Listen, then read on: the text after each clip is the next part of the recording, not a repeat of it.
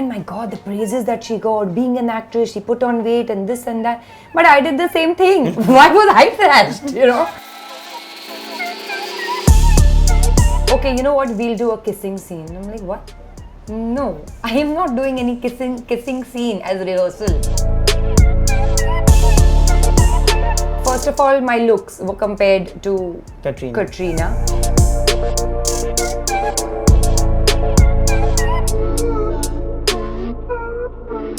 They say that every day 10,000 people come to Bombay to try their luck in Bollywood. I think even the established actors today have their own share of struggles. Sharing her own journey today is the beautiful Zareen Khan in conversation with Pinkvilla. So Zareen, welcome to Pinkvilla. Thank you. A lot of people don't get to see how it began. What was the first thing? Did you always want to become an actor? No, not at all. I wanted to become everything else but an actor. I studied till higher secondary, that is 12th standard in Mumbai.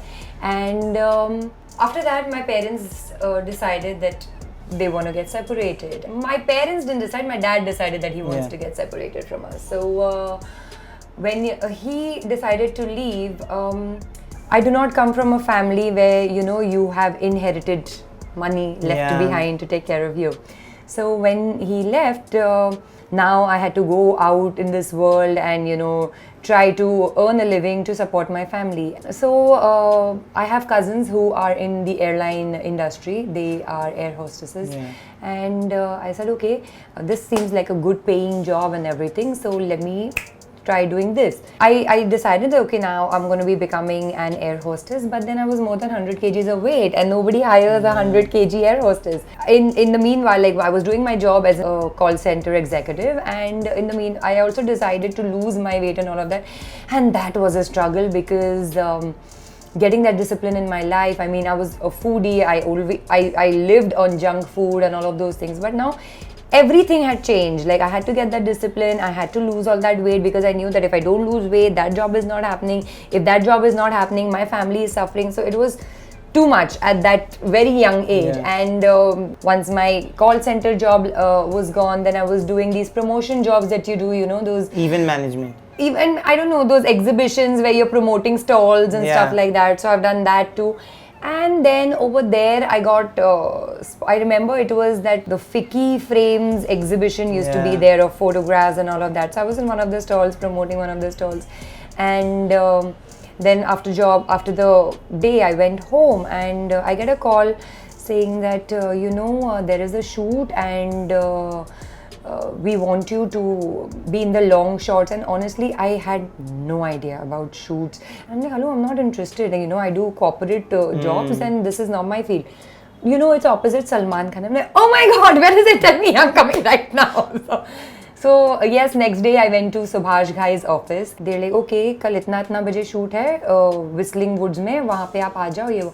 I went to Whistling Woods and Katrina Kaif was there looking like a dream, and I'm like, wow. So that happened, and I've always been a huge fan of Salman Khan's. So I walked ahead and I turned back and I just did Assalamu Alaikum, and he replied to that, and then he's like, so do you have your pictures? And I'm like, and I'm so stupid, I'm like, yeah, I have my pictures. That time those new camera phones had come, Nokia, you know. So I'm showing him my family pictures, my pet cow pictures. He's like, no, not this.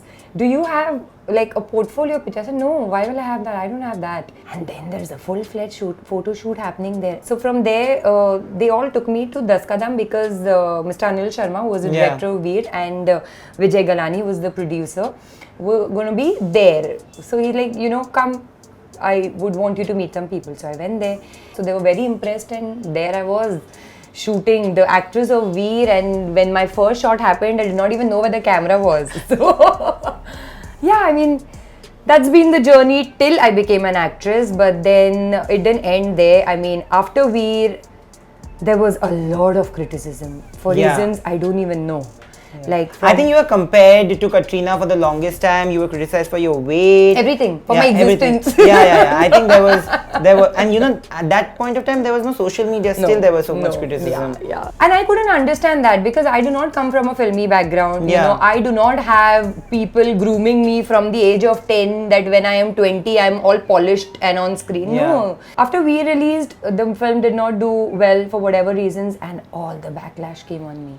Like, from my looks to my weight to everything, Yeah. and I couldn't understand. And somehow I feel it was media created then. There's a certain set of prejudices that rules the industry even till date, you know. Did you face any mean criticism in the other industries as well when you were trying out? No. I've always been a very strong-willed person. So even when I had that more than 100 kgs of weight on my body, I did not feel inferior to anybody, and nobody had the guts to bully me. But you know, when you debuted, you became an accidental actor. Yeah. You were not ready for the criticism Yes. that came your way. Yes. At any point, did you feel dejected? Did you feel humiliated by the kind of comments and? I did, because there were, as I said, you know. Do you I remember mean, any of the meanest? You never forget these things. First of all, my looks were compared to Katrina. People love comparing. When Yeah. Preeti Zinta came, they compared her to Amrita Singh. When Amisha Patel came, they compared her to Neelam. But somehow, when these girls came, the people that they were compared to, they were done with their part of Yeah. acting.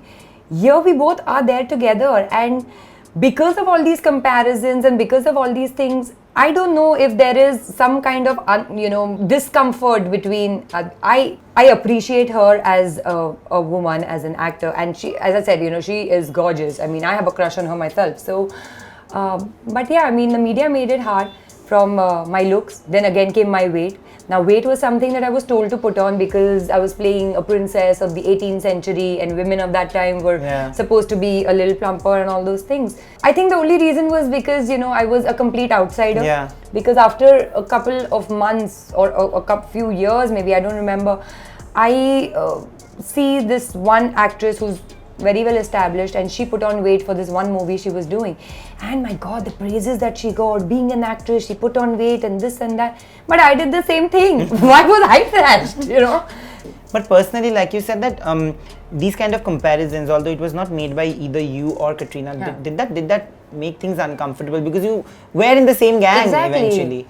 Maybe a friendship could not be developed or whatever, because all these things were around, and though it was not openly spoken about between the two of us, but somehow those things were there. And you know, whenever things like that are there, no matter, even if you're not speaking about, a little bit of discomfort is there, that awkwardness. And so I think that was it. But was there any point in life where you felt like, you know, for some time there were no films or something, and did you feel dejected because of that? Did you go for auditions? There was no work for quite some time after Veer. Between Veer and Reddy, that character Dila song, there was nothing happening. It was only whatever appearances and this and that, one-off thing that I used to go to. But that got me really paranoid, because I'm like, okay, now I'm in this industry. I don't know if I can go back to a 9-to-5 job. I don't know if I should go back to a 9-to-5 job. So for a little brief period, I felt a little lost, like, what am I supposed to do? I mean, once character Dila came, then the same people who were criticizing for my weight, my looks and everything, they came up with, oh my God, she's looking so hot. But I did not really lose any major weight there. It's just that I was wearing different clothes and looking different. It's all your perceptions. A lot of actresses also speak about the kind of humiliation they feel, or they are made to feel at the hands of some certain people who are sexual predators. We cannot really walk away from the fact that there are people like that in the industry. Have you ever faced something, even if you don't want to name, but have you faced something like that? Of course I have faced. I am a person, for me, my self-respect is of utmost importance. I will not do anything at the cost of my self-respect and my dignity. What did you face? Like, what was it that happened to you? I don't want to be naming people. In the whole pretext of trying to rehearse a scene, you know, the person is like, you know, you have to let go of your inhibitions. You have to let go of your inhibitions. And that time I was relatively very, very new. So I'm like, okay, you know what? We'll do a kissing scene. And I'm like, what? No, I am not doing any kissing scene as rehearsal. You know? Really? Yeah. Years later, much later, when I was relatively not even that new, I knew how the industry worked. Then this person is telling me that, you know, can we be more than friends and all? And you know, then I will specifically look into the projects you're getting and I'll make you read somewhere. And I said, no, I don't work like that. If I'm going to get projects, I'm going to get projects on my credibility, and if I am an actor or not an actor. I mean, if I'm doing you favors, what is the guarantee that you will still put me on, or this thing you must be telling 10 more other girls? It takes a lot of guts to come out and speak about all this. Thank you. And you know, not many people actually know that there's an untold story behind every actor that we have in the industry I today. think every human has an Yeah. untold story behind them. It's just that nobody's there to listen. Yeah. Thank you so much for doing this. Thank you so much. If you like what you've seen, please like, share and subscribe to Pinkvilla.